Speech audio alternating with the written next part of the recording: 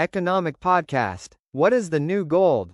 Save money. Episode-003 with Khaled Khan. Building a simple monthly budget that works. Let's pick up where we left off. If your money seems to disappear, is it really because you do not earn enough, or because there is no simple plan telling each dollar where to go?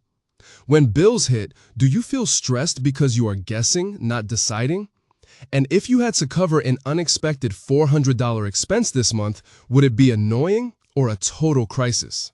Today, we build a realistic budget you can actually stick to even if life is busy and your income is not perfect. The budget that does not break when life happens.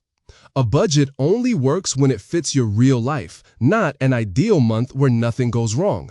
The goal is not to be strict, it is to be consistent so you can pay bills, enjoy your life, and still make progress. Think of this as giving your money jobs before it has a chance to wander off. That is where real control comes from. Here's a simple setup you can copy today. Start with your take-home pay. For example, write down your monthly income after taxes like $3,200, then treat that number as your only spending limit for the month. List your non-negotiable bills first. One way to do this is to lock in rent, utilities, minimum debt payments, and insurance like $1,750 total before thinking about anything else. Pick 3 flexible categories that matter. A simple way is to use groceries, transportation, and fun money. Then give each a cap like $400, $250, and $120. Add a savings line even if it is small.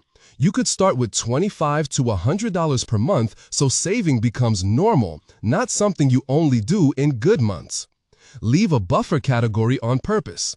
Try something like a stuff I forgot line of $50 to $150 so one surprise does not wreck your whole plan. Find your real numbers without guessing.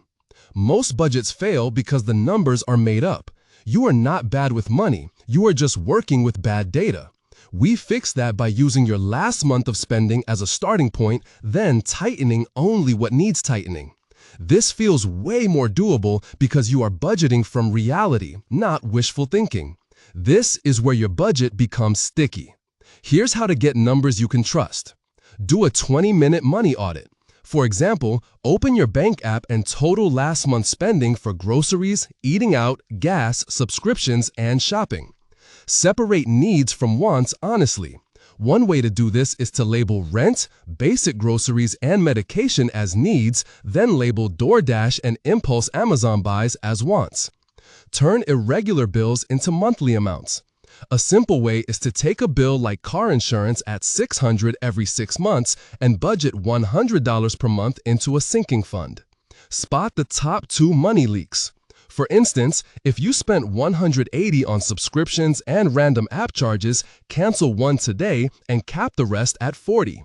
Use last month as your first draft. Here's how that looks. If groceries were $520, set next month at $500 and plan 2 cheaper meals each week. Make it easy to stick to when motivation drops. You do not need willpower, you need systems. A budget works when it is simple to follow on your worst week, not just your best week. So we build in automation, checkpoints, and rules that reduce decision fatigue. When the plan is easy, you follow it more often, and that is what creates real progress. This part is key because life will get loud. Here are some practical tools you can use. Automate the first priorities. For example, schedule savings of $50 on payday and auto-pay minimums so your essentials happen even when you forget. Use a weekly money check-in. One way to do this is to pick Sunday night and ask 3 questions. What is left in groceries, fun, and buffer right now? Create a spending rule for impulse buys. A simple way is a 24-hour wait for anything over $30 and you only buy it if it still fits your category. Switch to category-based spending. You could keep groceries on one card and fun money on a separate debit account so you see limits in real time. Plan for fun on purpose. Try something like budgeting $60 for guilt-free fun so you don't rebel and blow $300 later. You are closer than you think because a budget is not about being perfect, it's about being prepared. Do one thing right now. Open your bank app and write down your take-home pay and your rent or mortgage payment. That single step makes the next step easy.